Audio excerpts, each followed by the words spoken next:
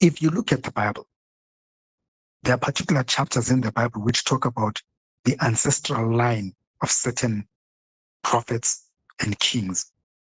The life story of Jesus begins with his ancestral line. So the entire ancestral line of Jesus is recorded in the Bible.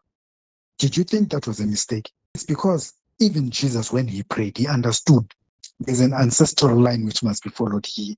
But this ancestral line has nothing to do with physical people. You see, this ancestral line has to do with what? With the names of God which were revealed to my forefathers. I have to honor those names. I have to acknowledge those names which were given to my ancestors. Every child, according to the Jewish custom and even many other different cultures in the world, every child was to be given a name which already existed in the family. Or a prophet was consulted to give them the name of God. And we find this when we look at the story of John the Baptist.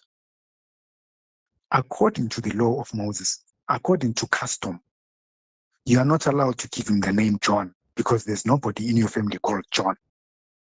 What they were saying was, we are honoring the culture that we were given by Moses. We are honoring this fact that in every family, there are names of God which were revealed to the family. So all our children must be given those names which were already given by revelation to our ancestors. So by naming our children those names which already exist, we are honoring the names of God, and we're keeping the names of God alive in our family.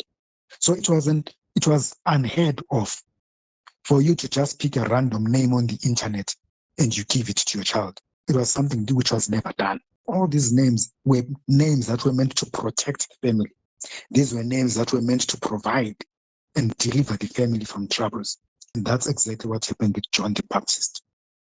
The angel of God said, you shall call his name John. So there's a new revelation which has come into the family.